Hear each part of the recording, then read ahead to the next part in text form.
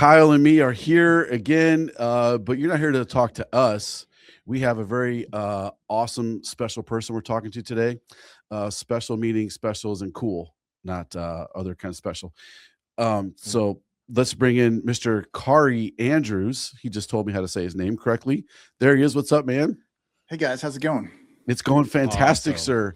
So, okay, I just gotta right off the bat, I gotta say this. We have been raving about Spider-Man Wolverine like for ever since it's come out. Yeah. Like it's top of our top 10 list almost every single week.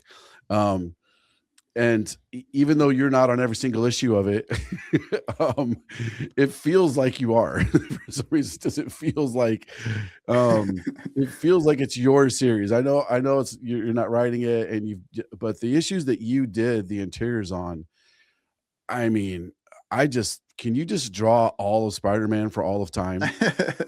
Well, thanks for supporting the book. It's been a really cool project, and yeah, it's been a lot of fun. Although I don't do all the interiors on the inside, I'm doing all the covers, so that probably helps with me kind of like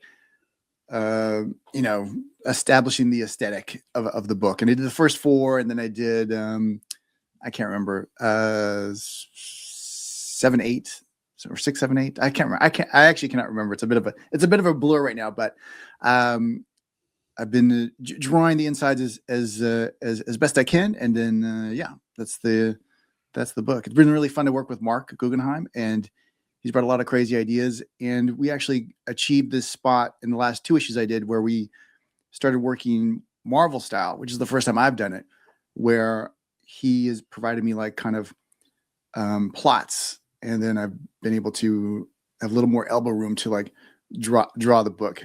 So it's been a lot of fun. I like doing that for a couple issues of some very terrible comics that I write. I just give them plot points and let them write it, and then I go back and just fill it in after I get the art. To me, it's much more enjoyable to do it that way. Yeah, I spent my whole career not doing that. I spent my whole career getting full scripts from writers. But when I write my own stuff, that's what I've always done. I have an idea. Basically, my workflow is I have an idea for a series. I'll break that idea into 5 issues, a 5-issue arc or something, and then in each of those issues, I will break it down into pages, 1 to 20, and then each page will get basically a sentence or a tiny paragraph at most, 1 or 2 sentences, and I kind of know what's going on the page. And then I just start drawing the story. And as I draw the story, I'll make little dialogue notes, and it'll start coming naturally. And then when I've done my layouts, I'll know the panels, and then I'll draw it, and I'll come back, and then I'll script out any words that are missing from the book. And so I've always worked naturally for myself Marvel style, but it's the first time I've worked with someone else Marvel style, and I really have started to like lean more towards that style of working. I ran across an interview. It was maybe 3 years ago now. I think it was Joe Quesada talking to Todd McFarlane on one of the official Marvel podcasts. And Todd was saying something along the lines of, when he came up, it was all Marvel style. And what's missing in comics today, this is 3 or 4 years ago, was that artists are no longer being trained to draw stories. They're being trained to draw the panel description. And I thought that really stuck with me. And it was like, this is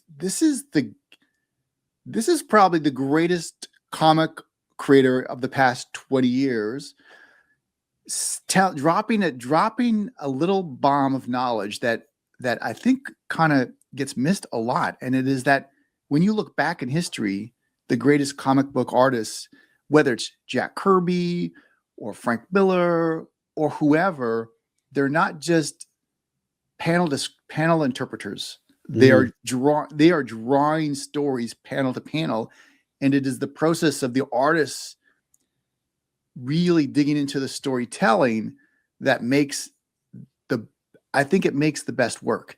Whether it's Jim Steranko, my favorites, Jim Steranko, Howard Chaykin, like John Byrne, all these guys that you really remember, Rob Liefeld, all these guys you really remember, they're actually drawing the story panel to panel, not just drawing the panel that's written for them. And I think it seems little, but I do think it's a big giant shift, and it really got me interested. And then I started listening to more of this stuff. It's kind of bubbling up a little bit. Rob Liefeld's mentioned it on his podcast a little bit. He demands, if he's working with a writer, he just says, I will only do plot style. And I don't think that's not his ego saying I have to do it. It's just like, I think that actually gets the best work out of him. And I think that gets the best work out of a lot of people. And I think it got a little flipped back at the Bendis, Mark Miller days, when they were full scripts were like the rage, because everyone was kind of like writing TV shows and writing movies and comics.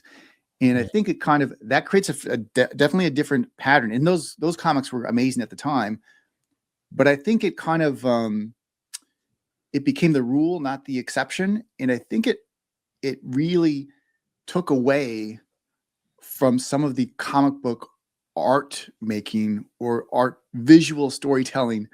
And I think probably a generation of artists have been a little handicapped by not being able to do that themselves. Because how I look at when I get a script, when I work with the writers who give me full scripts, I kind of do it anyways. I will get the full script and I will strip out the script and I will write for myself 1 sentence per page.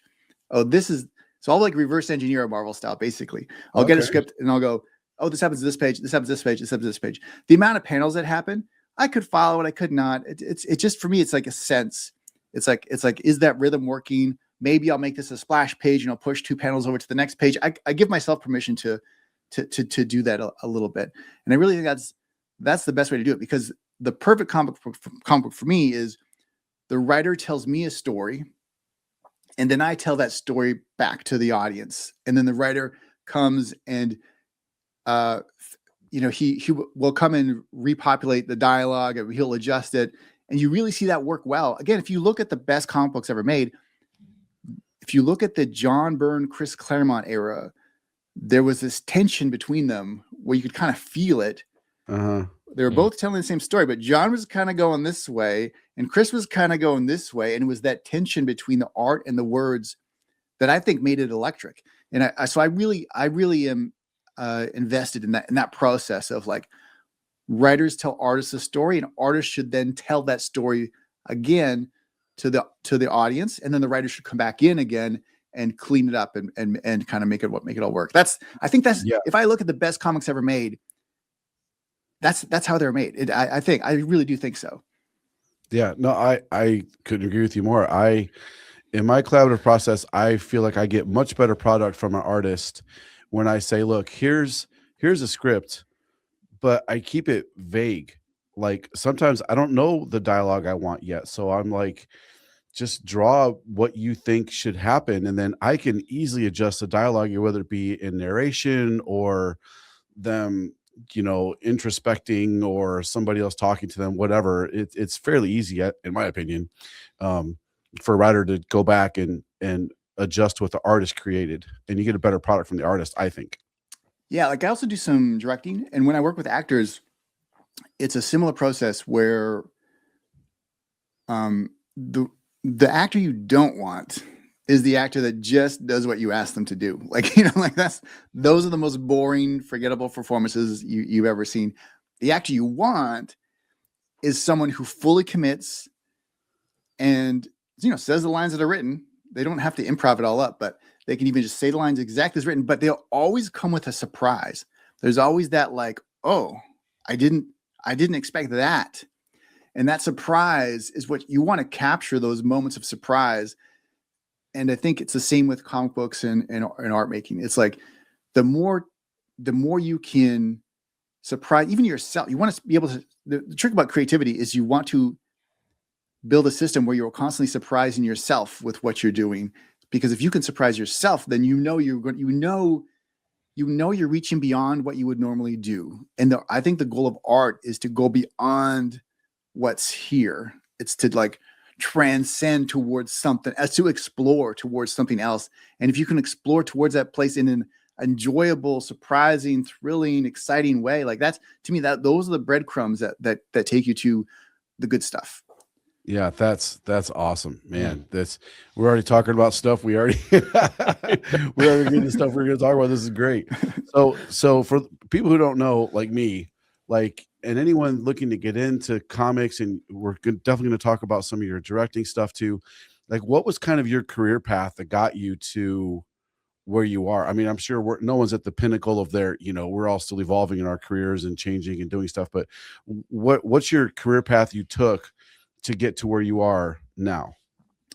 Yeah, my career path is it's pretty simple. I went to, high school and started, I think I started sending sample pages in grade 12.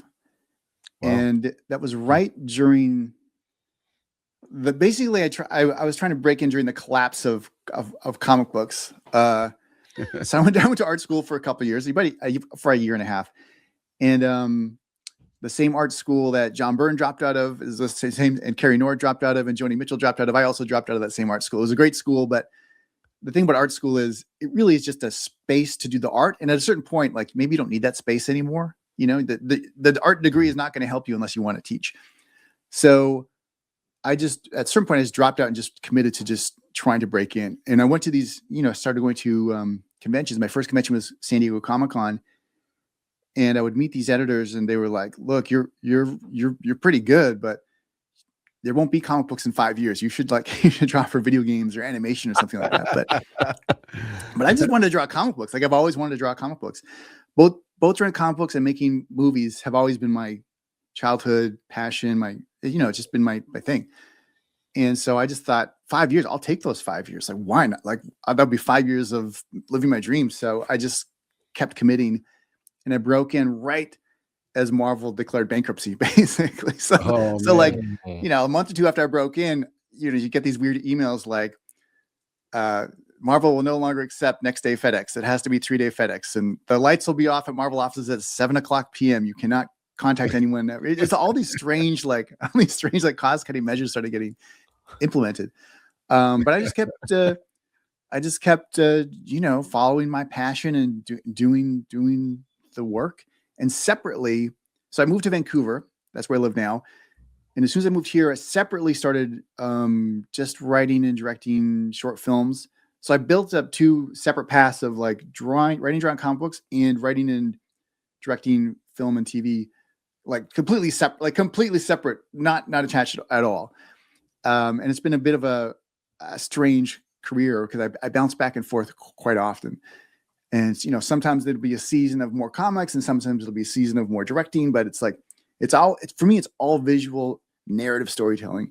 And my passion really is like shot to shot or panel to panel, telling stories through visuals is to me like the most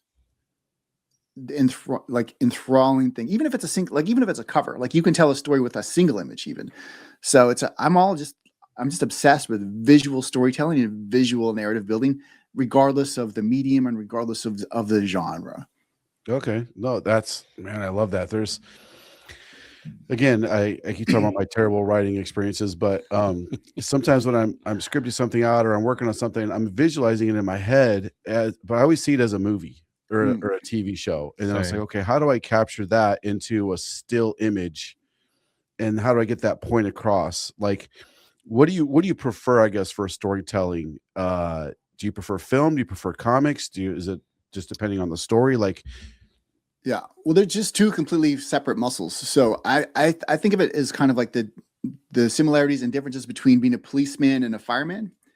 You're both out there saving lives, but in entirely different ways. If you're a fireman, you are trained to like bust down doors with axes, pull people out of homes, and like hose everything down and make sure it's safe. And if you're a policeman, you are trained to like, car chase down roads, and, like tackle people to the ground and put them in handcuffs. Two completely different skill sets. But if there's an accident, both the cops and the firemen race to the accident at the same time, and whoever gets there starts to do it first. So I think for myself, I love them both. When you're directing a movie or a TV show, it's you collaborating with like 100 people every day, and you're surrounded by problems and their problems, and every day is communication and compromise and adapting to the situation. You kind of miss being alone, just drawing comic books.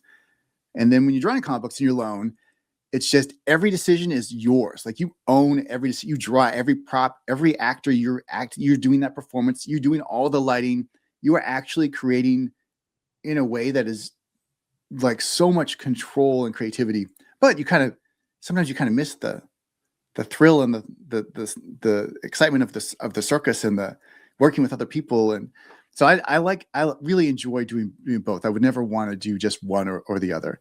It's definitely more manageable to work on your own if you want to do something unique or avant-garde, especially in today's climate. Yeah. But I do enjoy going back and forth. Okay, that's interesting. Mhm. So Kyle, let's talk about. Well, I got some. Oh, first, I'm gonna say I really do enjoy the paper on the desks and the pens. It's very like very professional. Very like I like it. It's like you know. Well, we got lots of thoughts. Don't worry. Yeah, That's great. It's great. It's because we're idiots and we got to keep our stuff organized, good. or I love it. we'll start talking about weird stuff. Yep. So, your art style is instantly recognizable, in my opinion. As soon as I see a cover, like that's Kaare Andrews, like boom, instantly you can see it. How did your form evolve, or that style evolve? Was it a conscious decision you made? Is it how did you get to that style, I guess? Yeah, well, in my career, I'm kind of known I'm known more for having a variety of styles in my career. I've had more animated styles. I've had more painted stuff. More. I bounce around a lot because I just kind of I'll get bored of drawing one way, and I'll try to keep it all in one project. I'll get bored of drawing one way, and then I'll just kind of want to do more, and so I'll draw a different way. But over the past few years, I really got obsessed with kind of what I found this like joy that I felt was missing in the marketplace. Like what my peak kind of collecting phase was that in the 90s. It was where comic books were not made to be adapted into TV shows, and comic books were not made to be adapted into movies. Comic books themselves were the thing. And what that created was these wild art styles were just like booming explosions and unique layouts. And it was just, no one was trying to trick anyone into a Netflix deal. No one was trying to trick anyone into like a movie option. And I found like with the success of some of the comic book projects becoming movies and TV shows, people started trying to trick people into those things. And so the art styles started becoming much more controlled, much more photo based, or if not photo based, more simplified. And the aesthetics became more normal. And as the writing became more TV or movie based, it was more about panel to panel. And so it was less action. Everything started to seem, to my sensibilities, to be getting pretty plain and pretty boring and pretty, It almost feels like you're reading a storyboard and not a comic book. Right. And funnily enough, a lot of comic book artists transition to storyboards and may have great careers. But for comic books, because I don't think of film or TV as better than comic books, I've always felt like, oh, when I do comic books, I want to do things that only comic books can do, whether that's the text on the panels or double page splashes or just whatever language is purely comic books. I've always loved that the most. And I just started to miss that kind of 90s exaggerated stuff. And I just started to experiment with it. And I did one cover. I did that Chip Zdarsky Lives of Spider-Man, the eras. They asked me to do a 90s cover. And I was like, oh, cool, man. I'm just gonna do a straight 90s. And just like I had so much fun doing that cover because that was probably closer to the way that I was drawing my sample pages back in the days. It just felt like I felt so good, and I drew it oversized, and I just felt so good doing it. I was like, oh, this is cool. I have to find another project to do this kind of like thing again. And one or two kind of got offered my way of just covers, and I still wasn't quite sure, because part of the problem with the 90s stuff as an artist is it's never recognized as like great art, you know. It's like never recognized as like a painting or something that's beautiful. Maybe for a collector it is, but for the general public, like that kind of craziness is not really, you know, it's not a beautiful. It's no Frazetta. Yeah, it's not appreciated as a work of art. It's like, oh, it's just it's a comic book stuff. So if you're trying to prove yourself artistically coming up as an artist, you may want to, you know, I've done some like really painted stuff. I did oil painted covers, things like that. But I think I just felt such joy in that one cover. The next couple of covers that were offered me, I just kind of snuck that style back in there. No one ever asked at Marvel. No one ever says like, "Hey, I want you to draw this cover this way for this book." But I even felt like I needed to ask permissions. So I just was like, "Hey, how do you feel about like a more traditional line art version for this one?" Because no one ever asked me like, "Hey, this needs to be painted, or this needs to be whatever." But they're like, "Sure." And so I did. Then I just went like I just started like exercising these like urges to just do this crazy stuff. And the more I did it, the more I wanted to do it. And it just was like, I don't know how long I'll draw this way because I think I live in, most people do. I think most people live in seasons, and I'm just in this season of this kind of raging, lost, exaggerated art form that is just I'm just obsessed with at the moment. And as long as I stay obsessed with it, I'll keep doing it. But that's kind of where I am right now. I love it. I don't want you to ever stop. Yeah, we need more of this. If anything, don't go away, please. But this is the thing. When I first broke in, I was one of the first artists drawing digitally. So I was one of the first people in comics doing digital covers. I would think I was the first or second cover ever. I emailed digital files into Marvel. I had to split them up into, because they didn't have FTP back then. I had to email them JPEGs of my C, Y, M, and K channels separately in separate emails. It was the only way, and then I would FedEx them CD-ROMs if I had the time. Wow! But it was like at the time it was like a rare. That was the scarcity. I was one of the ones few guys could do it. But now everyone's just drawing digitally. So I've been doing like I draw on paper for a lot of stuff now. Or if I'm painting, I'll paint. I have an airbrush I bought. I'll airbrush paintings. You know, like I just am obsessed with like zigging when the world is zagging, you know, like doing the thing that no one else, that other people aren't doing or haven't done yet in a while. Or, you know, I just feel like I keep getting drawn towards these vacuums or these like spaces. Mm-hmm. No, I think it's great. Alice, can we throw up a couple of the covers we sent you possibly?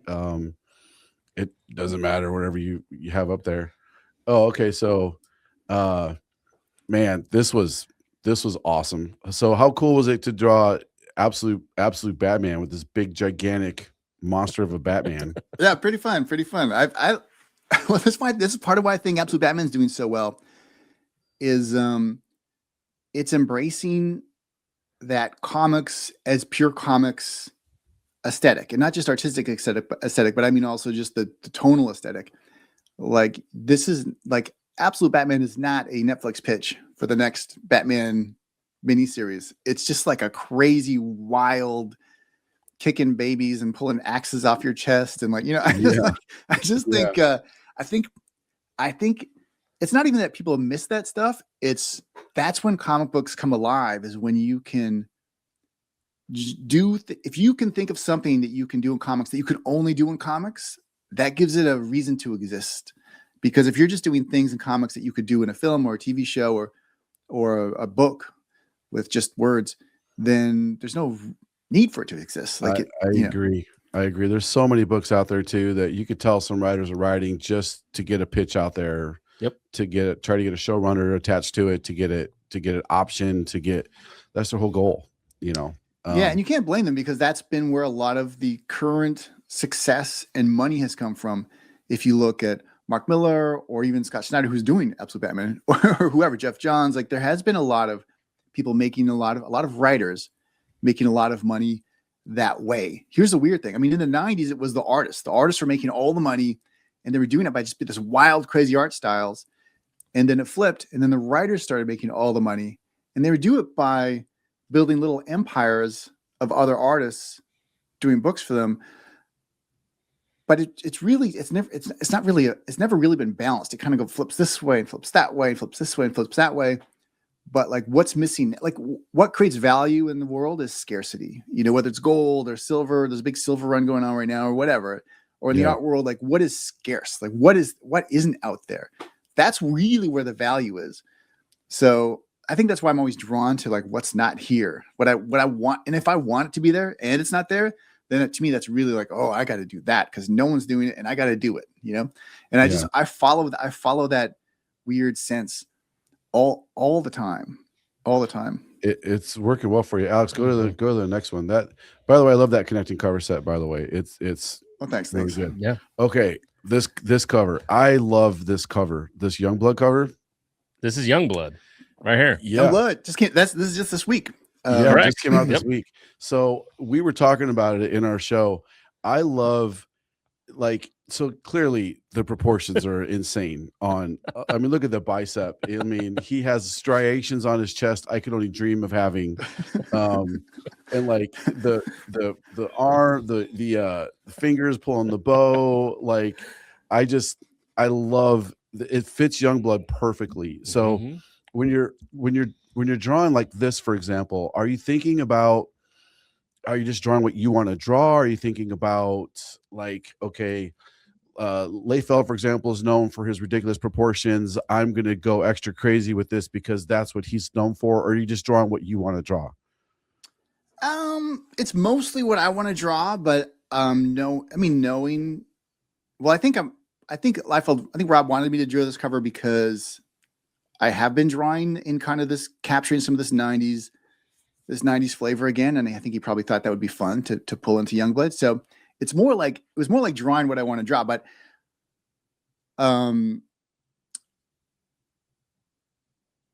here's what's interesting is if I'm drawing something super exaggerated like this, or if I'm drawing something more realistic, the way I work is it's actually pretty similar.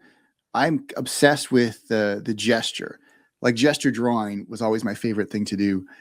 And so I'm always trying to capture movement and kind of like attitude and kind of like just like letting people like sit or exist and kind of like this, like a shape.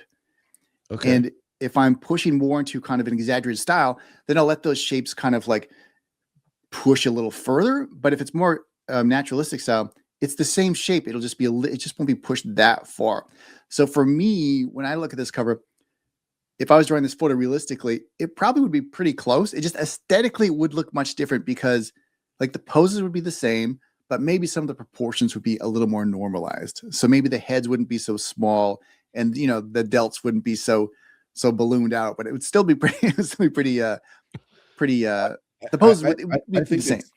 Yeah. I think it's just like, as soon as I saw this cover, I was like, I love this cover. Yep. Like good. instantly drawn towards it. I love it. It's perfectly exaggerated in all the right places. Like, you can tell somebody who doesn't understand art may look at that cover and be like, it's the proportions are all weird. I don't like it. Okay. Well, I don't want my comic book covers to look perfectly aesthetic. Like that's boring to me. Like you said, if you can't do it in a comic book, then why do it? Yeah. Kind of. I'll tell you the funny thing about when I've been drawing, kind of like embracing this kind of style for a few years now, is what's really fun is if I'm doing some kind of like homage cover or cover set in the past, and I'll often directly reference some outfits of the time or whatever. And I never get cover notes, like rarely about anything. But as soon as I started drawing people in these like 90s era outfits, like Mary Jane in a 90s era outfit that was printed at the time, and you can see it's reprinted again. But if I'll put her back in that same like yoga pants outfit or whatever, I get slammed with notes being like, oh, everything's got it. You're showing too much. You got to cover things up, cover the legs up. And I think it's so funny. It's so funny how like these books that are still being printed today, if you try to recreate that same costume or the same wardrobe, I get slammed with so many notes, but it's actually pretty fun to get those notes. No, we've done a lot of variant covers with Marvel and DC, and I actually had DC tell me one time that he told the artist, they said she's too pretty. Make her less pretty. And I was like, what? And the artist was so mad. They're like, this is stupid. I don't want to do this anymore. They're ready to drop out of the whole project. And I'm like, I don't blame you. Like, That's funny. she's too pretty. Like, I've never had that note. So maybe I'm drawing my ladies just ugly enough to Just ugly enough to get. No, but, we hear that all the time. They, we're not supposed to talk to the artist when they're doing a cover, but we all do because that's how you get the best product. And sure. And it's just, some of the notes from the publisher, especially the big two, can be so infuriating. It's like, I hear you. I hear that. I think it works for me that I'm in kind of this 90s style right now, because I do, even though I say I get wardrobe notes all the time. I think I get away with a lot in this kind of 90s look, because it is referencing this era of extremism that maybe if it wasn't so visually identifiable as kind of a 90s look, maybe I would get more notes about. That's a good point.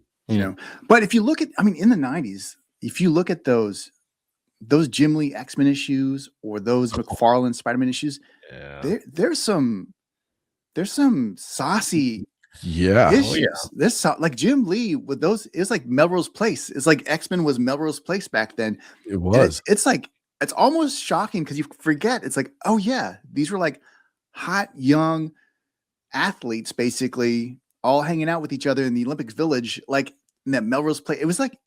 It's such a cool vibe. And even the Peter Parker MJ, they're a married young couple, but they were like, every issue they're kind of finding a moment to run off into the bedroom, and it was just a fun. It was like a fun, innocent time that I think.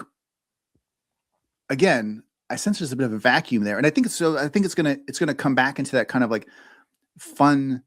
We've been kind of a little Puritan in the past decade or two or whatever. I think there's gonna be some. I think there's gonna be some.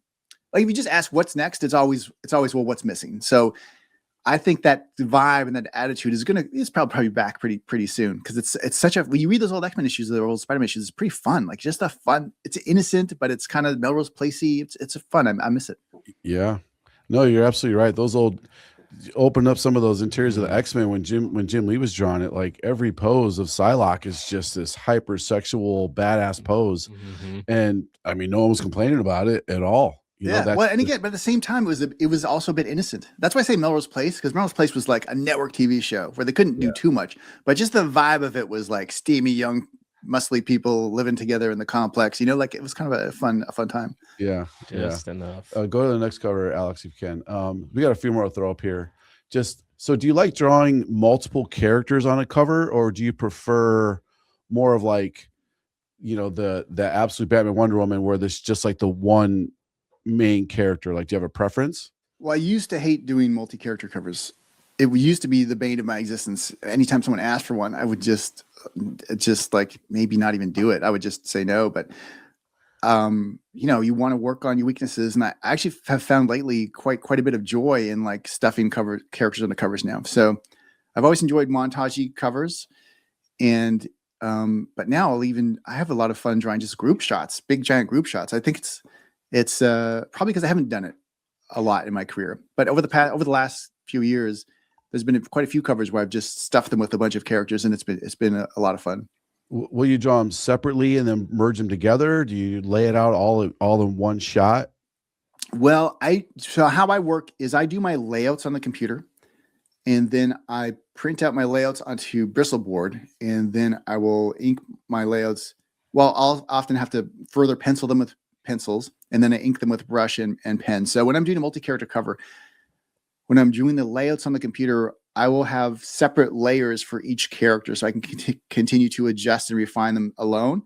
And then if I want to push them around or, resize them or make them work better, it's a little easier. So I both draw them separately, but then when on the actual artwork on paper, they're all combined into one image. And then I'll put them back, and after I scan them back into the computer, I will continue. If there's any errors, I'll flip it and look. I'll keep adjusting on the computer to try to get it to where I want it. Okay, cool. Go hit the next one, Alex. I forgot which ones we pulled up here. Oh, two different covers. So go back and then go forward. So you have your one with all the different characters on it, right? And then you get the big up close shot of Wolverine, Spider-Man. and you can still tell it's your art, like that style that you're into now. Like I it's think still it's actually easier to make, not easier. I think it's a lot of covers become more iconic the more focus there is. So I think it's easier to create a more iconic cover if there's just one character doing one thing. Like it's really, if you think of your favorite covers of all time, most of them are kind of one or two characters doing a thing. Sometimes it might be a big, I don't know, Crisis cover or Secret Wars cover or something, but most of the time it's like a character, whether it's I don't know, a Frank Miller Batman Dark Knight cover on the Lightning, or there's something singular to focus on. So it's actually, I think it's harder to create a nice cover or a worthy cover or cover a memorable cover with the more elements there is. And oftentimes when I'm doing covers, I continually am stripping things away to kind of create a singular focus. This cover in particular was fun because I have a vivid memory as a kid of some kind of comic book that was drawn so that the eye, it was a big face, a big close up, and I can't even remember now, but the eyes matched the handle holes for short boxes and long boxes. So if you put that cover into that long box, you can see the eyes peeking out of the grab holds in the long box. And I always thought that was pretty fun. So I don't think this matches up that way, but I always think of that cover whenever I do a big face. That's cool. That's pretty awesome. Go to the next one real quick, Alex. We have a couple more of these. Okay, so I gotta ask you, we both gotta ask you about arachnids. Like, I think this is probably one of the coolest amalgam, I guess, mashup character that's out there. Like, was this all Jerry's idea, the writer? Was this like, do you have any input on this? Oh, sorry, Mark. Sorry, Mark. I keep mixing them up. So so I got from Mark. So Mark came up with the pitch, and he said something like, it's a mix of, I can't remember exactly how he wrote it, a mix of Spider-Man and Wolverine, and I think it would be cool if they had the at least have the ears of Wolverine's cowl and the eyes of Spider-Man. And I thought, oh, that's cool. That's a great idea. And then he had some powers. He had the ability to regenerate. Yeah, the organic webs. Yeah, and organic webs. But then it was my contribution was to, well, one was to draw him, but then also it was to, and I kind of, did some things like the two claws and claws on the feet, and the sleeveless things and the webbing around the arms, things like that, and the emblem. And then also, as I was drawing the story, it made sense to me that, like, oh, well, if he has this living weapon, kind of like the James Cameron, when James Cameron did the treatment for Spider-Man, he was the first one to kind of propose living webbing. And I just thought it'd be fun if he has the regeneration powers of Wolverine, but he also has living weapon. Well, what if he's just made of living webs? Like, that would be pretty. I haven't seen that before. And whenever you get that itch, like, or that light bulb of like, I haven't seen that before, that's where you should go. So I kind of started, I just drew the pages with him full of like made of webbing, because I thought that was pretty, not just I haven't seen before, but it's pretty fun, and I could think of a lot of interesting battle scenes or scenarios that might parlay into. So Guggenheim liked it. Our editor Mark liked it a lot, so we just kind of went with that. But that's the best push pull between a writer and artist, is you are pushing each other up to a place you would never get to on your own. Like that, it's any collaboration, like that's the best case, where it's not just you're helping one person go up, you are actually pushing each other up to a new place. Like that, to me, that's the best form of collaboration. So that's what we did here. Well, it's just so much fun. Like it was such, from you drawing the fight scenes when Wolverine and Spidey were fighting each other, and I opened up the book and you got to turn it sideways and you see that gigantic splash page. I was like, oh my God. Like I would freak out if I saw your original art for that. Like, it'd just be incredible to see. That's a fun one, because when I got the script, it was a big battle, and I knew, like, I thought, oh, this is going to be fun to draw. And I instantly started thinking of, there's this infamous Scott McCloud oversized comic book from when I was a kid called Destroy, and it was just one superhero fight, and I think it was oversized, and I never bought it or anything, but I just have a vivid memory of seeing it. Maybe it's too expensive, I don't know, but I thought, oh, this is my chance to do like just a fight issue, just a crazy blowout fight issue. And again, when I interpret a script, I give myself permission to make splashes or push panels around, and there was the B story was Spider-Man kind of watching these memories of him, of his parents, or videotape security footage of his parents in a plane crash. And so I just started having these wild layout ideas, and I just I always draw the story. I never change the story, but I will freely change the beat to beats of it, or where the panels go, or whatever. And I thought actually I was pretty faithful to the script, but that was what's funny is at the end of that issue, I can't remember if it was Mark. I think my editor or something was like, "Oh yeah, you really went like Marvel style on that issue." And that, to me, that was like, "Oh yeah, we should try doing some of these Marvel style." That was the first Oh, inkling nice. to do the later issues. Was like, "Oh, that," and it felt good. Like that issue felt good to draw. It was well received, and I think it worked well. And so that kind of sparked, at least for me, the idea of doing some of the later issues in that kind of more of a Marvel style. It worked for sure. I mean, 100%. it was just such a treat to read that. It's incredible. Probably one of the most enjoyable visually books to read all year. Like Yeah. it was so good. Well, Mark had some great ideas. Like in the script, it was in the script, Logan's jaw gets dislocated, and I thought, oh, that's really smart, because then you can honor the adamantium laced bones, but you can actually really hurt him, and the script is written a little smaller, same ideas but a little smaller, and I just latched on to that moment in particular. And I think the first thing I drew was the image of Wolverine with his jaw off and his like tongue hanging out, like, Love that scene. Yeah. and then I just backtrack everything, and I kind of like I repaste the fight a little bit. And again, this is why when an artist can story tell, or has permission to story tell, the things get better, because initially the script, and I love the script, but initially Wolverine had his claws out from page 1, I think. And I thought, oh, that from the way I can pace this with, if I can hold off on the claws coming out until the jaw's off, then it'll make the claws coming out mean something. And so I deliberately withheld on Wolverine popping his claws off. I thought he was more in a defuse the situation mode. Let's talk this out. I'm defend myself from you. But when things flip, when his jaw gets dislocated and he gets put into that feral rage, well, then if the claws come out, to me, that's like, oh, there's the big turn. There's the big, and you're always looking for these pivots. And when you direct actors too, it's like the same thing. Every scene, you're looking for the pivot, that moment of dialogue or the moment of action where the scene changes and flips either this way or it goes this way, some kind of emotional pivot or something like that.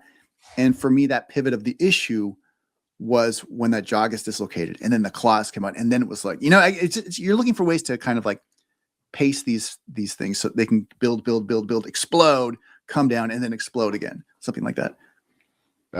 It worked. It was so good. Yeah, it was a damn near perfect issue, I gotta say. Yeah. Okay.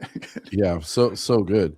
Yeah. And then of course, just so with this one, as soon as I wish more people drew Spider-Man with this contortion like you did. Like every time I see that, I'm reminded of reading the old McFarlane issues when he's just contorted in every crazy way.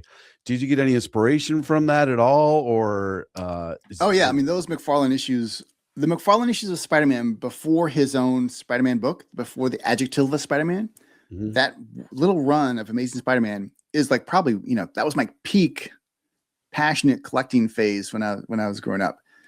And so I always have, like, to me, that is Spider-Man. And again, with the movies and the art styles, we started to normalize Spider-Man so much over the past 10 years or 20 years, where all those crazy cool things that I loved about him kind of went away. And I just wanted to bring them back again, like bring I and make thank them you. new. Like it's not Yes. just, and the idea is not just to homage something, or not just to, you have to, if you bring something that you love into the now and also let it be new, like that's really where all the inspiration translates best into, because if you're just kind of trying to replicate the past, it's just like anything. You can't go back to high school, right? You can, but you can take some of the flavor of high school and then, you know, do something fun now, like in the new world, in the now. So I'm always trying to, if I'm reaching into my past, the things I love, I'm also looking for a way to make them new, to like, I'm basically stealing that energy and then letting it explode now, as opposed to trying to take a picture of the past. You're trying to like to actually bring it with you and set it off. And I think you nailed that perfectly, because it definitely feels, it has that 90 vibe to it, especially the McFarlane style of the contortionist, crazy legs everywhere and webs everywhere, but it still feels fresh. It doesn't feel like, you know, rehashed 90 stuff. It feels very cool with a throwback to that. So I think you're just nailing it. I do. Good. What else Yeah. we got, Alex? We got any first? Oh, Well, there's the fight. There you go. yeah, there's the There you fight. go. Yeah. Yeah. That's so I love all the webs in this one. Like they're just, it's almost like they're framed in the webs, like interwoven between them. And then I don't know how Spider-Man's leg gets up there above his head, but that's just, it's awesome. It just goes to show just I feel like you captured both characters, like Wolverine's rage, Spider-Man's powers and contortion agility, craziness. Wolverine's all, you know, I love how ballooned up he is and Jack.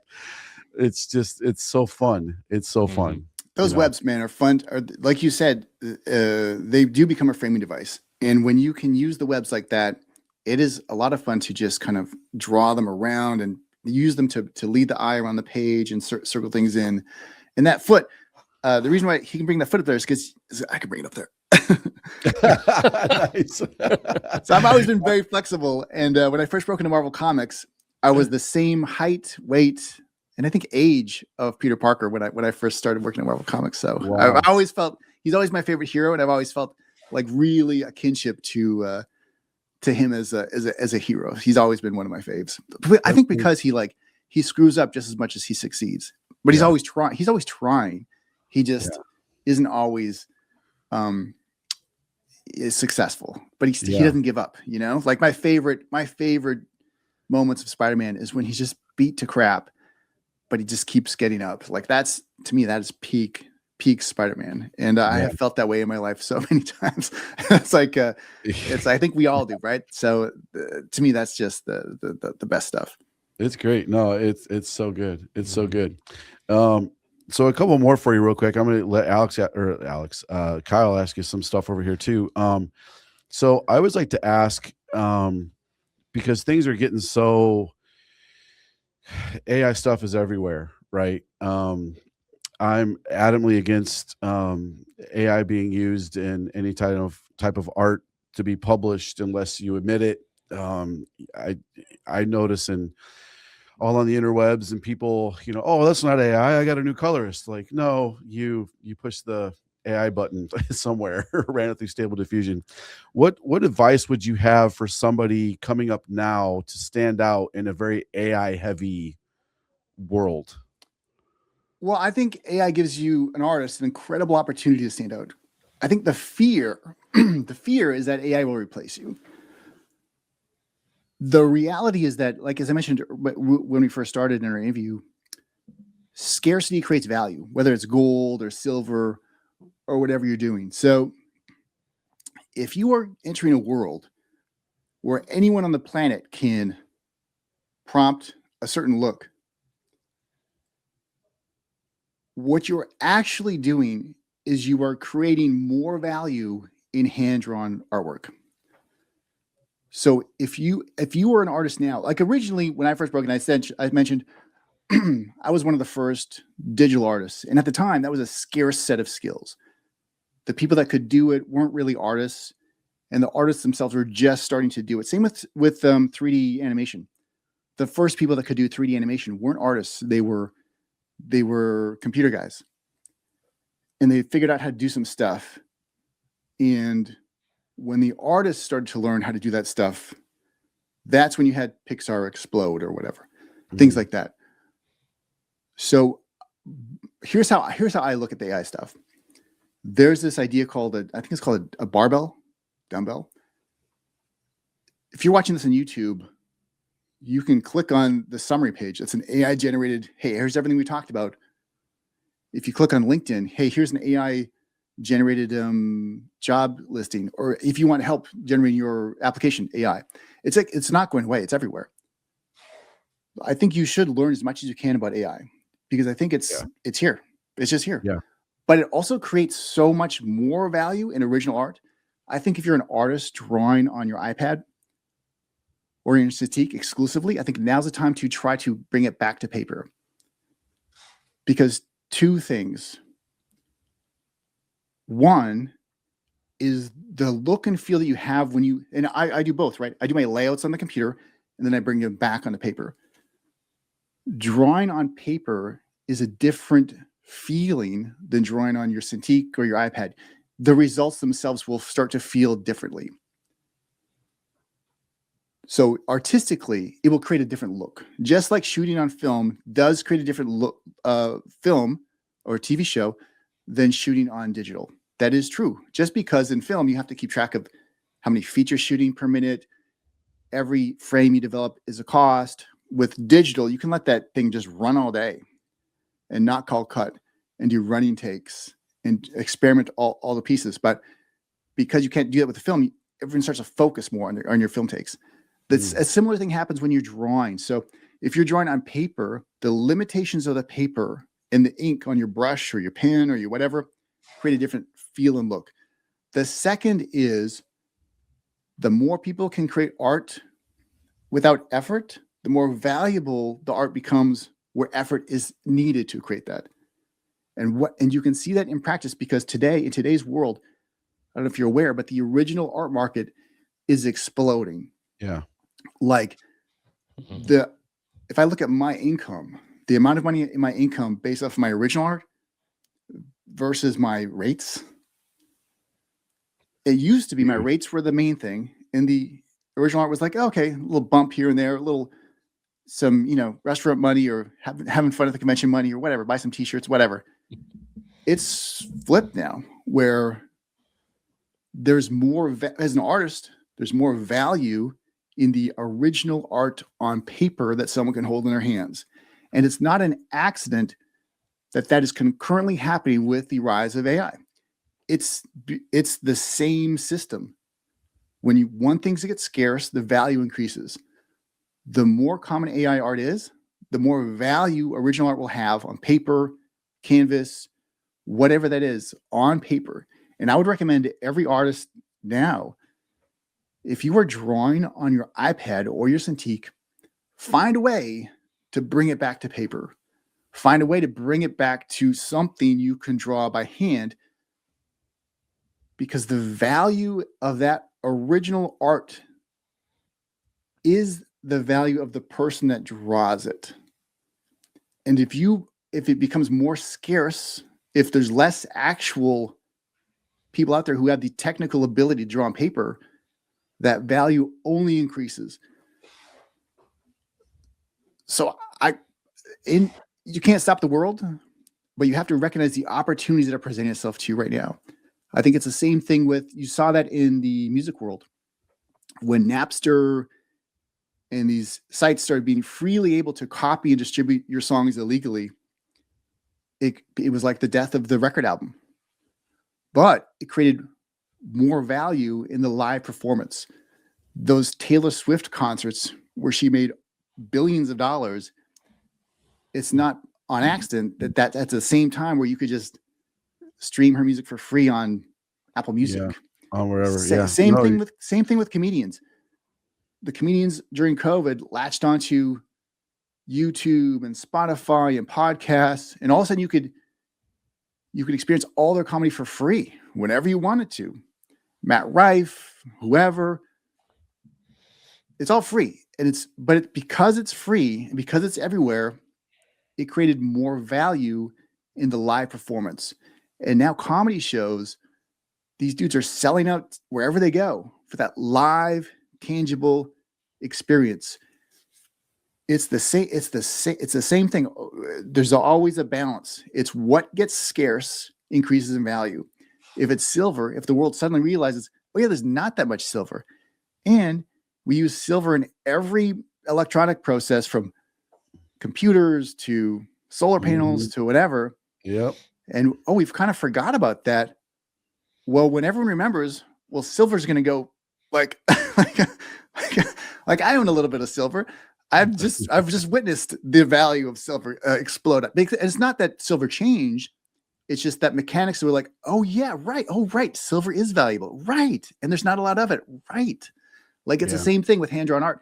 And you also saw the new convention OAX explode in popularity out of nowhere. Well, and like what I thought, it's like, I thought the Artist Alley were like the back room of the shows no one goes to. Oh, I thought Artist Alley were like the ghetto and people are really there for celebrity signatures. But it's like not a coincidence that it has happened at this time right now. And I think people see the value. They don't see it like, I have to remember it's important. It's they recognize it like you recognize when you fall in love, that there is this thing in real life on real paper with real hands that you are drawn to. And then my recommendation right now is if you're an artist and you're only Cintiq or you're only iPad, you're like, I don't draw on paper anymore. Well, now is the perfect time to find a way to bring it back on paper. What I do, and you can do whatever you want to do, I do layouts on my computer. I print out the layouts on the paper, and then I pencil on the paper, ink on the paper, because I'm using the best of both worlds. And I think it's what a moment of opportunity for an artist who can actually draw to succeed. Like I just think it's gonna get better and better. To be honest, that's where I think the world is right now. Yeah. No, that's great advice. I mean, and you're right about all that stuff. The OAX blew up. They did it 1 year, and now year 2, it's huge. Yeah. Not just AOX, heritage auctions are blowing up. The comic book auctions are blowing up. Collectors are blowing up. Like you see it on my wall. My wall is like, these aren't posters. These are tangible pieces of art from some of my favorite things. There's a Conan page right there. There's a Paranorman character design. There's a Johnny Quest cell. There's a He-Man pan cell up there. Yeah. There's my newest one is this Spider-Man and His Amazing Friends animation cell here from the that's awesome from the 80s. But again, every situation creates opportunity. If you are unfortunately get a divorce from your loved ones, your life is destroyed. But it's also an opportunity to re-examine where you are, rebuild your life, take yourself in a new direction. Everything is there's a benefit to any situation. So I just look at it as the world's going to get real crazy. The world's getting crazy. Yes. But the crazier it gets, the more we are drawn to something that is real and special and tangible and human. And that value will only rise as the pool is diluted by other things. Yeah, no, I agree. That's great tips, great observation around. So out of curiosity, who did your Conan OA on the back wall there? Oh, this is John Buscema. Oh, Savage Sword of Conan number 38, I think, something like that. It was the very first piece of original art I ever bought in my life. I think I was 12, 13, and I was at a comic shop in like Winnipeg, Manitoba, up in Canada. We were just there for to watch a hockey game or something. I didn't live there, and I got it for like $40, and I've kept it with me since I was a kid. And it's got my prime spot right there. And it was the first time I saw the coolest thing about it isn't the art. The coolest thing about it are the art corrections. Yes. Are the white paint and the re-inked faces. the handwritten notes from the editors, Yeah. the clipped corner, the stamp on it, like just all that weird little artifacty stuff that you never saw in the finished product. And it always was like, oh, this is so I cool. love that old OA where you can see like white out where they had corrections or little. Oh yeah, I love that stuff. Well, it's because you can see the hands, like you can see the hands that make it. Yeah. Yeah. And look, you look at it's so funny. You look at a McFarlane's original art, and it is just like a mess, like blue pencil, like right, and then ink on top of the blue pencil. But it almost makes it cooler because you can see the process embedded in the art itself. Yeah, I love those big IDW for a while. I was doing those big artist edition books, oversized books, and I think I got a couple of McFarlane ones, a Frank Miller one. They're just fascinating to look at those. They're great. Yeah, it's For fascinating. days. So a couple more here. Who's your favorite character to draw? Spider-Man. For sure. Okay. It's like Spider-Man, Wolverine, Batman. Those of the like the superheroes, those are always my favorites. Okay. What have you drawn? Let's stick with the drawing now. We'll get to the other stuff later. What have you drawn you're most proud of?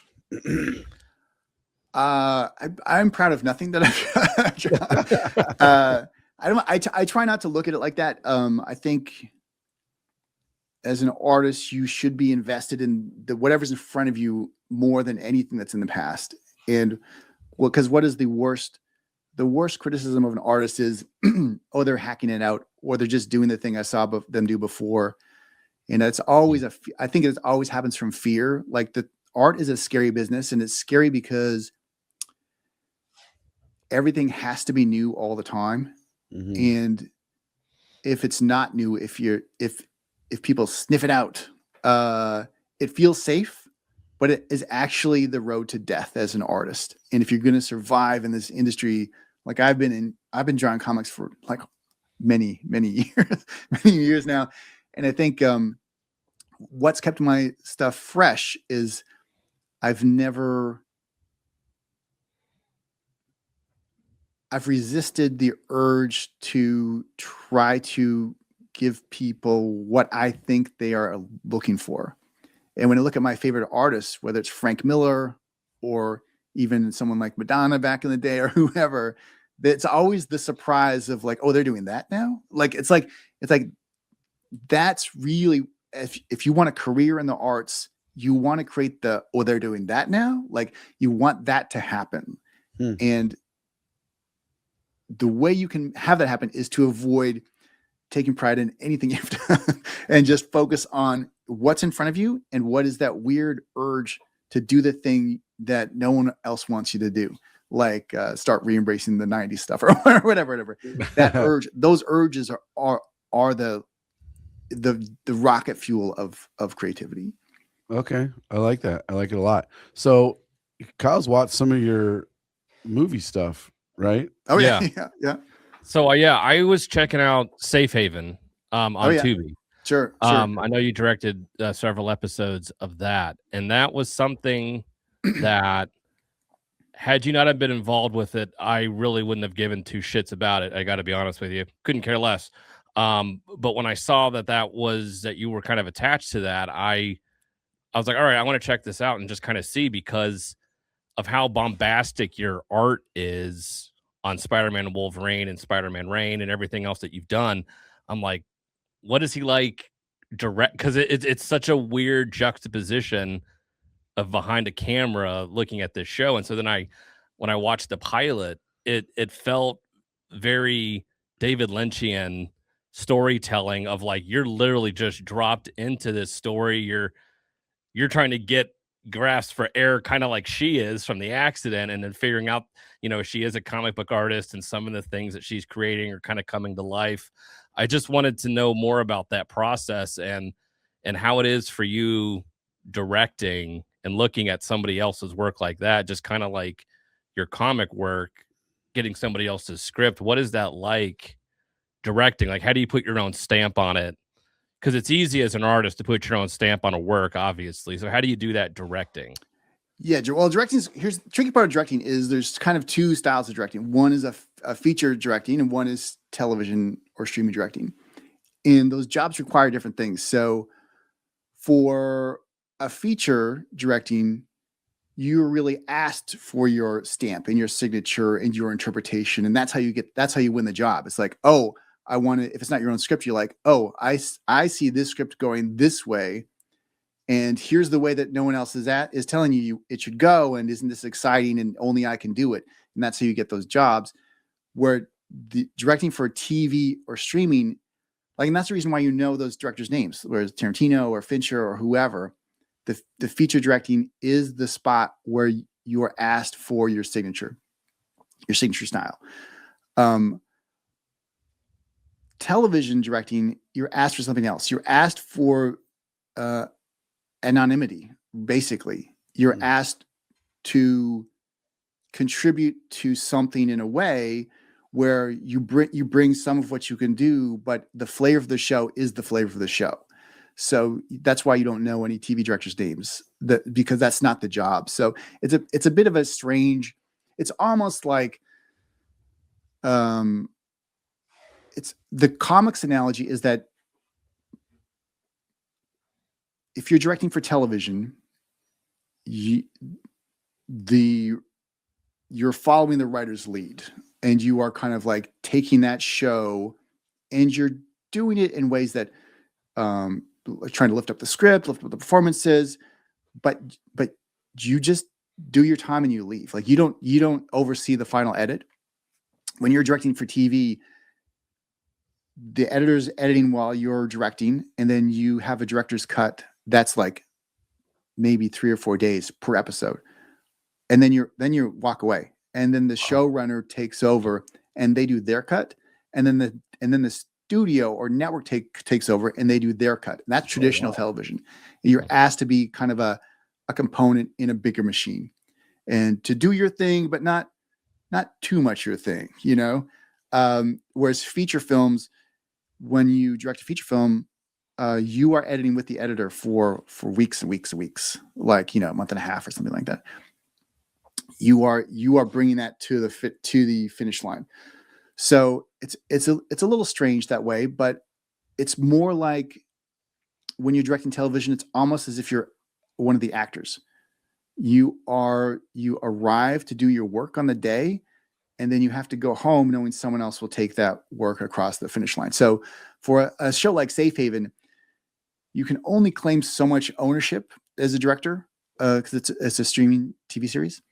Where I directed a movie called Sniper Assassin's End for Sony, and I could claim more ownership because I was the director of the feature, and just the structure of that system is I'm given the power to imbue more of myself and walk that thing across the finish line.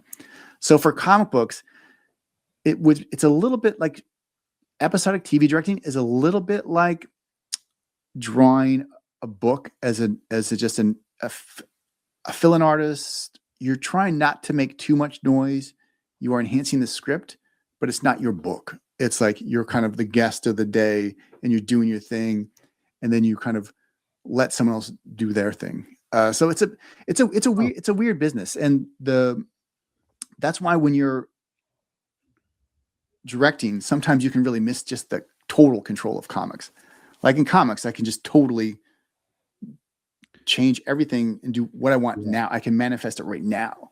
Yeah. When you're directing on a TV show or a streamer, well, maybe you can't, and you can still try, and you can still have those conversations, but the budgets are rigid, the schedule is rigid.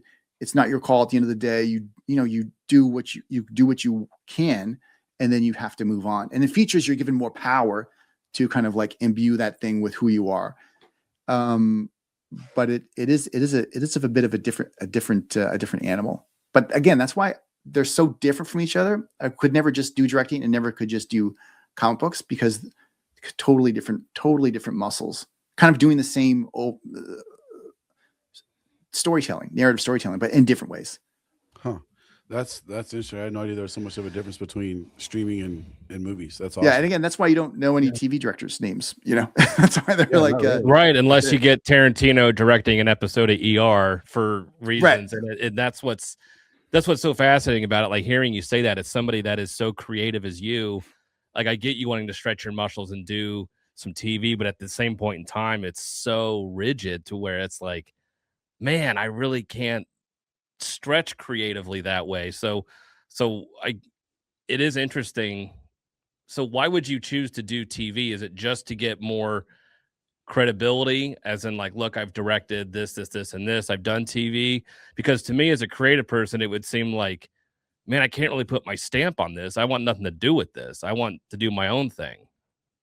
Yeah, well, I mean, I think the process is very enjoyable. Like you're still interpreting the script, location scouting, casting, working with the actors. You're still, it is a very creative process. It is very enjoyable. Is there? There's benefits and trade-offs to everything.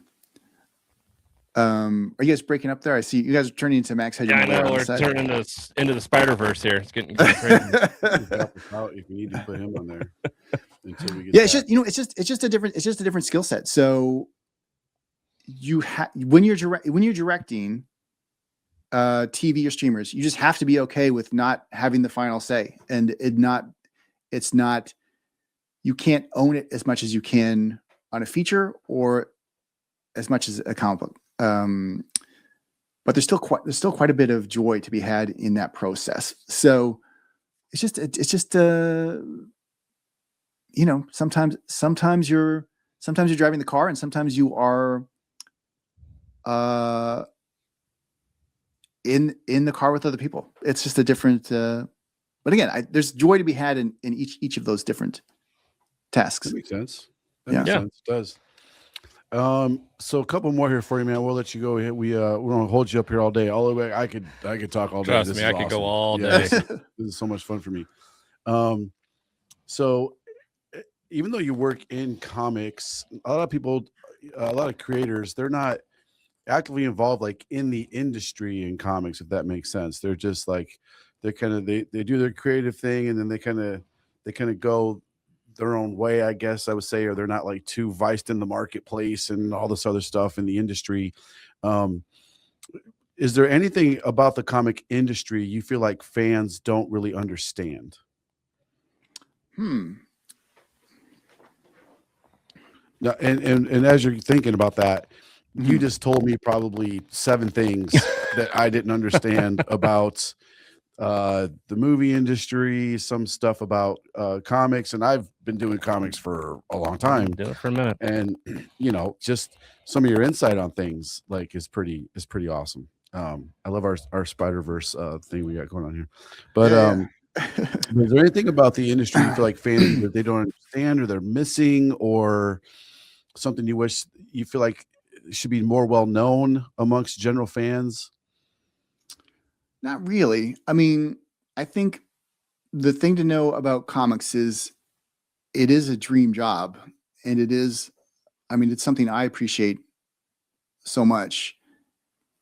It is a job where to succeed in comics, you have to be a bit of an entrepreneur, very self-sufficient. It's like one of the only industries where you have to really make it happen for yourself. And it's a little different. Again, the film and TV, that's a system, that's a structure. And but I think with all the information out there, I actually don't think there's things that people don't know about comics that maybe someone who works in comics knows anymore. Like I think the secrets have been revealed. I think the curtain has been pulled back. And I think the connection between fans and creators has never been thinner. Like in terms of separation, I think we're the closest we've ever been. One idea that I've been wrestling with lately is a cultural idea and a societal idea in where we're going, where we are.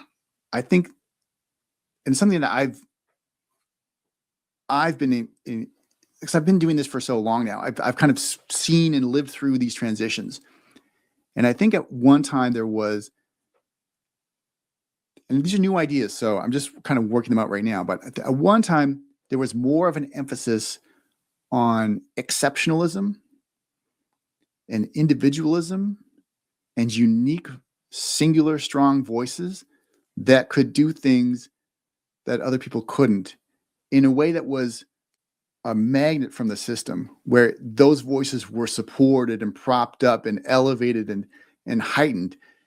And for about 10 years, it's been the opposite, where the system has decided to embrace replaceability because it's hard to scale exceptionalism. It's hard to scale true, unique takes on things. It's hard to take David Lynch and scale him up. But if you start embracing replaceable components, and that means you're looking more for, I don't want to say this too derogatorily, but mediocrity. You can scale up mediocrity. And this is not really anyone's, I don't think it's anyone's deliberate choices, but just the way the systems of life have been developed, whether it's YouTube or Twitter or any kind of social media platform. If you're looking for just content and just like mass flooding the gates, and if your corporations buying corporations, all of a sudden it becomes more valuable to have mediocrity because you can scale up mediocrity. And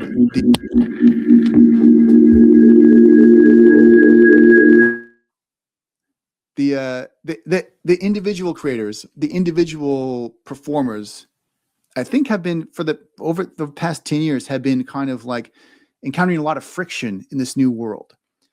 And I do think this is like there's been some talk about how maybe companies and corporations have forgotten about quality and don't care anymore. And that's not true. Everyone still wants to make great work and great comics, but I think it's just because the system that we're in has been elevating the action of mediocrity because it benefits the system. If you're just kind of like look at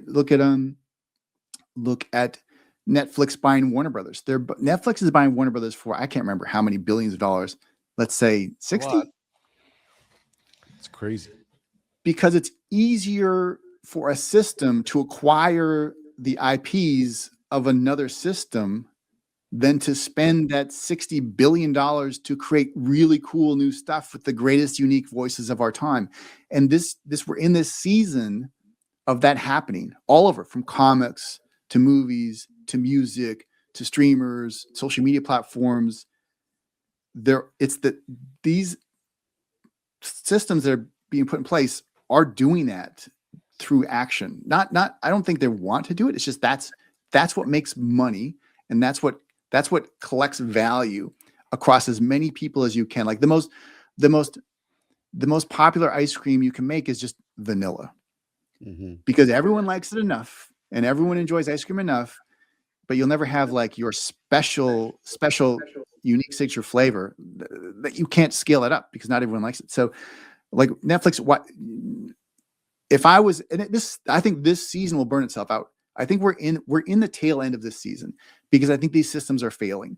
And I think you're watching it fail in real time, and it's no one's deliberate choices.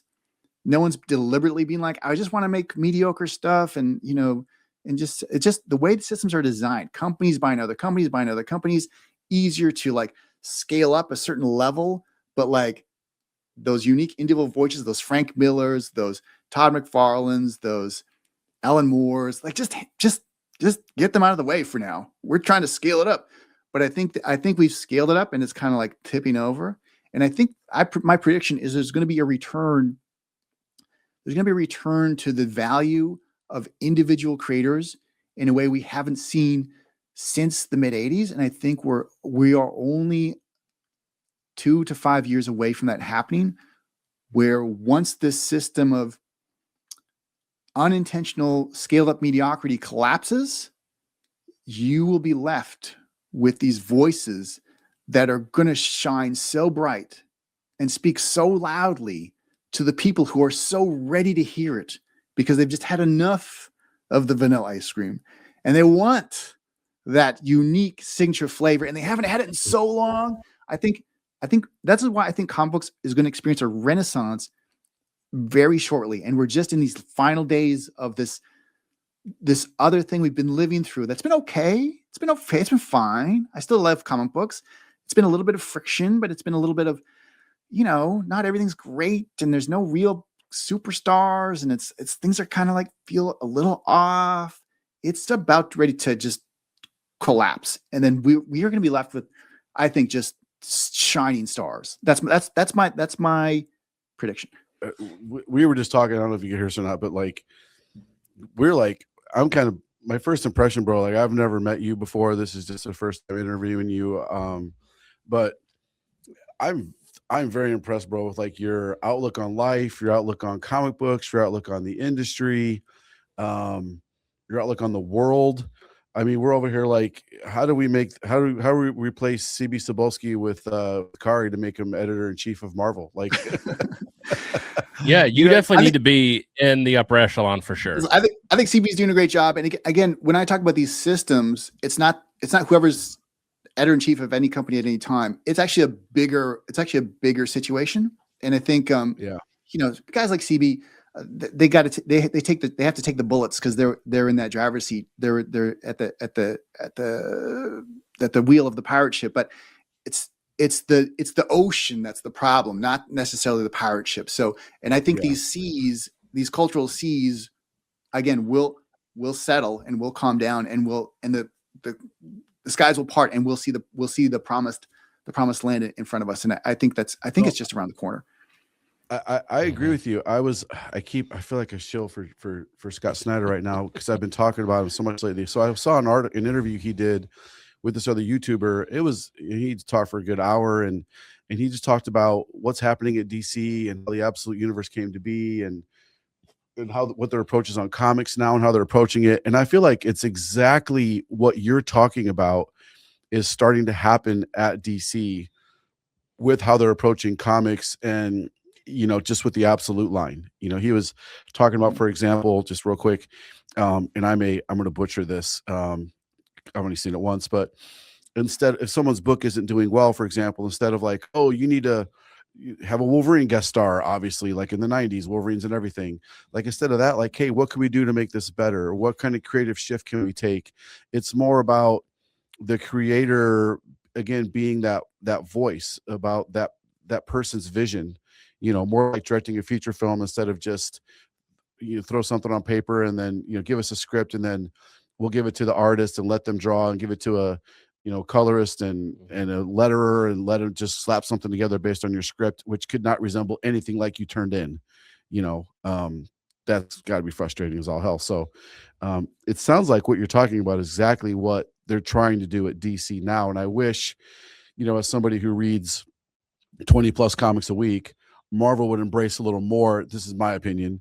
Would embrace a little more of letting the creators, I don't know, create more. Like, again, Scott was talking about how him and Nick Dragotta, he actually comes over his house and they get together and they talk about how they're going to bang out this issue, and you draw this and I'll cover this in narration, and then you can draw this and you can tell the story this way. It's what you were talking about earlier about how, the Marvel method of making comics, or how you'll take a script and draw a couple lines, take a couple lines out of it and then draw that. Like, I feel like you get such a better product, a better comic book from that kind of a creative process. And I just wish everybody would embrace that more, Yeah.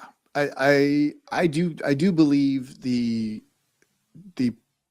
what makes great comics great is the individual creators who are making them at whatever time that is. And the more you can support these individual, it's hard. You're a corporation, and there's like one crazy annoying auteur kind of guy asking to do a weird thing again. Like, oh, can I just get the other guy to do it who doesn't make me problems? Like, this is, but you need those points of friction, because those points of friction sharpen the blade. That's why anytime you're having problems with this creative path or life or whatever, there's a quote. I think David Fincher, I don't know if he invented it, but he definitely said it a few times. is that friction sharpens the blade. You actually you don't want an easy life or an easy path or an easy job. You want it as hard as you can handle, because that will make that embeds power in that thing. Like, you don't want things to be easy. DC is having massive success now because probably, allegedly, Warner Brothers, it's a precarious time for DC Comics. And so it has to be successful. The same thing happened at Marvel when I first broke in. Marvel was in bankruptcy protection, and they had to be successful. And what did they do when they had to be successful? They went back to the creators. They created Marvel Knights. They had a boom in Marvel Comics that I haven't seen since. Same thing with DC now. It's that same energy. And it's not desperation. Yeah. It's not desperation. Desperation is different. It is up against it. Like, when you are up against it, when you have to make it work, like, that's not desperation. Desperation is like, oh, please, just, that's like, it is like, is like, I think we know this as men. When we are pressed into action, that's when we are going to activate. You're not just going to be sitting on a pool and then do the best thing of your life. You're going to do the best thing in your life when you have to do it. Like, there's no choices but to just do it. And that energy is in absolute Batman right now. And that energy can come back to Marvel too. I think when this structure collapses of just middle, I think you are going to have these creators rise and do that thing, really do it, really change things. Yeah. I feel like we just became best friends. I'd like to have some beers with you, because we talk about. I did some motivational speaking for a while, and I did a lot of. I was a recruiter in the Marine Corps for a long time, and I used to talk in front of high schools and colleges and stuff, and I would say the same thing. Like, comfort is the enemy. Like you said, friction sharpens the blade. Same thing. Like, we don't do our best work when we're comfortable. You don't accomplish anything when you're comfortable. You have to make yourself uncomfortable, put yourself in uncomfortable situations, whether it be doing push-ups every morning or learning something new about some new thing on a website, learning how to make a website, or learning how to use this AI tool or something. Like, friction is, like you said, when you're back up against it and you have no choice. Some of the best moments in my businesses have been, we need to make 10 grand this weekend, like, right, to keep the doors open. Like, totally. Oh, okay. How are we going to do this? Like, and then you get to action and you wind up doing something great. Your team rises to the occasion and you work all weekend, but you wind up making it happen, and you have great innovation along the way, So I couldn't agree with you more. And I think I think you're absolutely right about your analysis of the industry. We're definitely in a weird time. We try to analyze the industry all the time. It's a time of transition. What we are in the middle of whatever we're going to become next, and you can really feel it right now. Everything's a little uneven. Everything's a little moving beneath our feet. We are transforming into that next phase. Yeah. And for a long time, like you said, everything was just being created just to get optioned. It's going to be on Netflix. It's going to be on Netflix. It's going to be on Netflix. Everything's being optioned. Everything's being optioned. It's going to be on Prime. We have to make something. And I feel like that wave is clearly it's still there, right? But people realized, okay, when something gets optioned, you're not an instant millionaire. You're going to get maybe a 5-figure check, and that's gone in 3 weeks. And you still got to work. Yeah. Then it's, what have you done for me lately? It's that was great last week. What have you done now? So. And that option just sits there, never becomes a movie or whatever, because it doesn't have a good showrunner attached to it. Whatever the reasons are, even if it becomes a movie, I always felt it's such a big trick. Like, the biggest trick in comics is you're only successful if someone else buys your idea, and then they write their own version of that idea, and they make that idea without you, and then that becomes successful. And somehow that makes you successful, that someone else did your idea without you in a different medium. Like, I always felt it's such a trick. Like, it's such a trick. Like, it's one I will participate in. Like, Hellboy, the comic, think about it, is not great because there was some cool Hellboy movies. Like, that's nothing to do with the comic. The comic is great because the comic's great. The movies could be great. Some of them weren't. Some of them are. It's like a different, it's Yeah. different. It's a different, but it's a trick. It's a trick that creators play on themselves all the time. Like, oh, I'm only going to really be recognized if someone else makes my ideas for me without me in some other medium, you know? Yeah. Well, you get the very rare hits like The Walking Dead and The Boys and Invincible and that kind of stuff that become these mega hits. They're so few and far between, and people think they're going to have the next. People also don't understand, not to get in this, but how much of your rights you and how much money you have to give up to get those made. Yeah. There's no I think meat left some on of the the bone exceptions by the are time. like Invincible, the cartoon, where Kirkman is directly doing that himself, you know? So there are, that's Yeah. there's Well, some he's got exceptions like that. he's got FU money from The Walking Dead, so he can do whatever he Right. wants. You know, Right. when you get to that level. There's only one Robert Kirkman. Yeah. Yeah, there's only Everyone's one. wanting to be the next Robert Kirkman. I Yeah. get it. Yeah. So what else you got, Kyle? Let's throw a couple more. Let's give him a hard question. I feel like we have so many hard questions. He's gracefully maneuvering around everything here, like with elegance and grace. I mean, I don't have any hard. I just want to fillet you, basically, just because I of know. how much I love Spider-Man Wolverine. I know, it's just like I'm trying not to be just total fanboy, but I let's know, talk more about because all the cool stuff you've done. hey, remember that scene? That was really cool. Remember when you did that? I hate that, but remember that scene you did that was yeah. really No, I love your I love your, first off, when you first popped on the screen and I saw your OA and all the stuff behind you, got some slabs over there I can see. Is that a Shield Steranko slab I see on the wall back Yeah, it's a there? Nick Fury Agent of Shield #1, 9.6. Yeah. and solid GI issue, Joe man. and GI Joe #1, 9.8, and a GI Joe #21, 9.6. I only have like 4 slabs. Those are 3 of them. Silent issue, great issue. Yeah. One of my Fantastic. favorites. Fantastic. One of my favorites of all time. Yeah. Yeah. Well, you would know. I mean, issue 2 of Spider-Man and Wolverine with the fight. There was like 3 lines of dialogue in that whole book. I mean, that. But like what we were saying is that is comic books. Like that is what, like, you guys having lightning in a bottle, the coming together with what Marvel has.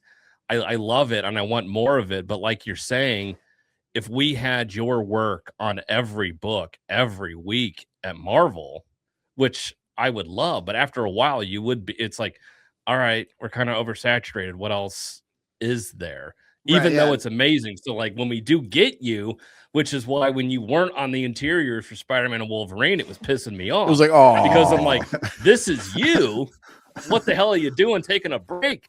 But when you do get on there, I'm just like, oh, it's like a warm blanket. I'm just like, this feels like it's home. And this is Marvel. So you being allowed to do that and Marvel letting you guys do this is great. Now, would I love to see you and Philip Kennedy Johnson on a Wolverine ongoing series? Yes. Does that need to happen? Yes, it does. But will it? Probably not, but it should. But like you're saying, I get what you're saying is that you don't want to oversaturate yourself. You like being able to be like, it's that, like in Mad Men, I love it, where Don Draper doesn't have a contract and he loves the fact that they can't have him.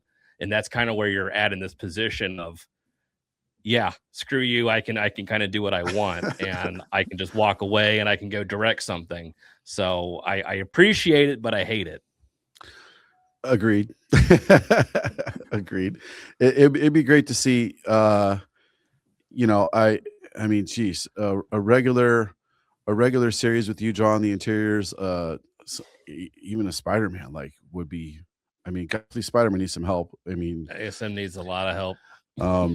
These are the opinions of us, not you. Yes, These are our opinions. We're not asking you to talk bad about any titles or anybody. I will ask you this though: do you have a favorite creator now that's not yourself? Like a modern creator? Yeah, modern creator nowadays. Not really. I mean, there's a lot of guys who I really like. But there's not, like, I think once you start doing it as a job, you kind of let go of your favorites, I think, because you start to, you find yourself surrounded by so much talent in all different ways. There's so much to recognize. but they're now your peer group. It's just a different kind of feeling than when you're collecting. It's like, it's really easy to be like, this is my guy because he represents how I think things should be done, or it just excites me every time. But there's not, I haven't really had a guy like that since I started doing it as a job. Lots of guys who I love, lots of guys who I think are amazing, but there's not been like, that sort of like a hero worship that I used to have so much about certain guys. Yeah, no, I understand. I still have some fanboy moments, but sometimes I'm just like somebody I was a huge fan of, and I've worked with them for so often that they're just friends. It's like, Yeah, it's like, well, no, there's oh my guys. God, I'm is that still the like, person? I'm still like Frank Miller, John Byrne, Todd. Like, there are guys who I'm still huge fanboys of, but like that's my youth still fueling that. It's not necessarily Yeah. like my peers that Yeah. I love that I can still be, I'm 53 and I still get so much joy out of opening one of your issues, for example, and seeing that amazing art and just those jaw-dropping moments of Wolverine's fighting Spider-Man. The same thing that a 7-year-old would get super excited about, like I can still get that much enjoyment from it. And uh I sometimes it's hard to not lose that when you're working in the industry a lot, but I try hard to keep that excitement Yeah, there. that's It's great. easy That's to do, great. really. It's not hard. It's not hard to do, but it's important to keep that excitement. I think, like you said, for to have those moments of a kid, the big creators that you loved as a kid. I will still, I politics and everything be damned. I still love getting to walk by a table and see Eric Larson draw with his crazy left hand all contorted Right. and weird, like, and have him, hey, Eric, you signed this book for me? Like, yeah, sure. It's like, thanks, man. Like, it's still cool to me, like, Yeah. because like everything else be damned, agree with, keep politics out of comics and off your stuff. And Well, I the think world's a better the place. bigger thing is like, regardless of politics, like there's been so many different efforts to kind of separate us in every which way over the past, especially 10 years, that I think finding those things that bring people together, like comic books, like the joy of art or creating or the medium, like I value that so much. That's why conventions, I think, are so cool. Those are points where they're bringing people together. And I think anytime we can bring people together, that's where the coolness is, Yeah, no, I agree. Yep. Speaking of cons, do you have any cons you're going to this year that you know of? Yeah, I'll be at MegaCon in March, and then there's a couple other Sweet. shows. I don't do a lot of shows, but there'll be 2 or 3 other shows that I'll announce later in the year. Okay. I'll see you at MegaCon for sure. Awesome. Are you going to be are you at Artist Alley with the retailer? Last year I went to MegaCon for the first time in a long time, and I sat with the retailers, and I asked with to sit Unknown with last year? Was it Unknown? Yeah, and great guys, but I felt like I wanted to be with the Artist Alley. So this year I'm going to be with the Artist Alley. I felt like I was missing out some of the energy. Like there was so much energy in Artist Alley last year, and I felt like I was a little bit too far removed. So I'm going straight into the Artist Alley this year. See how it works. Nice. Well, I'll definitely see you there, and I'll probably have a nice, healthy stack of books for you to sign for me. Nice. And for our customers, I'm sure I'm going to have a lot of people going to want some of your SIGs and stuff. So, are you bringing any OA to MegaCon this year? A little bit. I'll bring you a little bit there. Okay. Yeah, and then I'm going to have a big. There's going to be. I'm just finalizing it right now, but I should have a big, kind of like. With each show, I want to try to do a special thing for each show.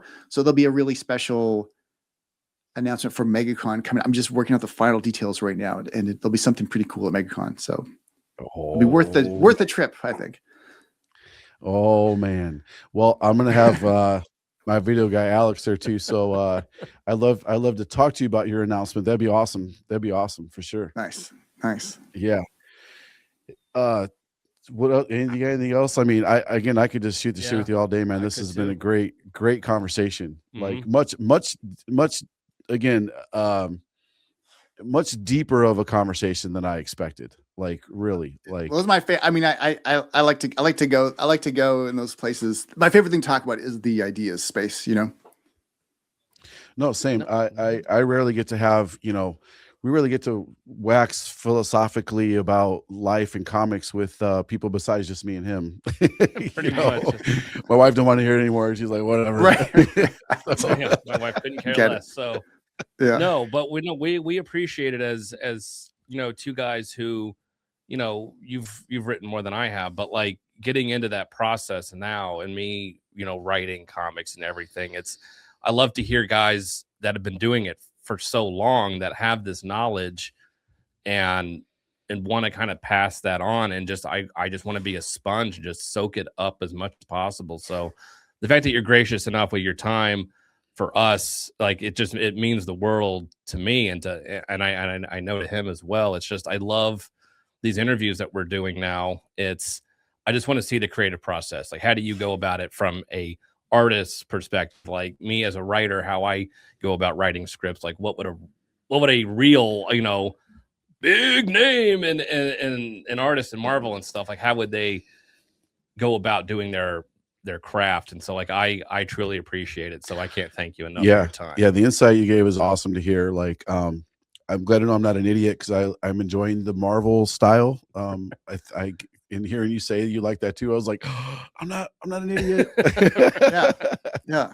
Well, it sounds like a cheat. It sounds like, oh, you're not really writing. Like, I think that's what scares people away, is like, oh, am I really writing if it's just the Marvel style? But yes, you are. Stanley became the most famous comic book writer of all time in that exact style, Yeah, I think it's fantastic. Well, what do you have besides stuff you can't tell us? What do you have coming up? People should be looking out for. Anything you want to? A bunch of covers right now. I am quietly working on something else, but a bunch of covers.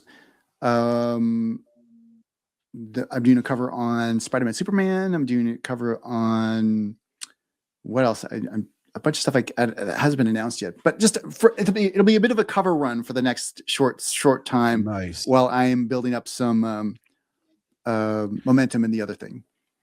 Have you gotten to draw Superman yet as a cover? I've drawn a tiny bit, a very tiny bit. So not a lot, but that is one of my childhood faves. Like, I remember having the Superman sleeping bag and the Superman toys, and that stuff really like stays with you. Yeah. That had to be a cool assignment to get. You're like, Spider-Man, Superman, what? Like, oh yeah. No, they asked me to do a Batman Deadpool cover, and I was like, well, what if I did a Spider-Man Superman cover instead? And they're like, well, that's not happening yet, or that's not happening. And I was like, well, I know it's happening. I'm sure it's happening. So when it happens, let me know. and then I would keep checking in, because that was a cover that I was really interested in getting, because I have just vivid memories of that oversized Marvel Treasury or whatever. I don't know if Marvel published or DC published the oversized team up where I have from the 70s. I have vivid memories of just they just did a facsimile edition of it. I bought it. Neil I Adams picked it up. cover and Alex Ross cover. Yeah, Alex Ross recreated the Neil Adams version of it, and they did a blank of it. So there's a giant Treasury size edition blank cover. Crazy. I mean, it has the trade dust on it, of course, but it's your traditional blank, but it's Treasury size. Is pretty cool. He's bringing a MegaCon now, and you're going to have to sketch on. So get a little remark from you on there. Yeah, have to get there first. Beat the line. Hey, Kaare, thank you so much for your time, man. This has truly been a treat. It's been awesome talking with you. Thanks for everything, man. And appreciate your time, man. Keep making cool stuff. My pleasure. Let's do it again when I have my next project up. We'll do it again. Yeah. Absolutely, man. We're here. 100%. Awesome. All right. So we're going to end the stream, and thanks for hanging out. Appreciate it. Yeah. All right, guys. Bye-bye. Thanks.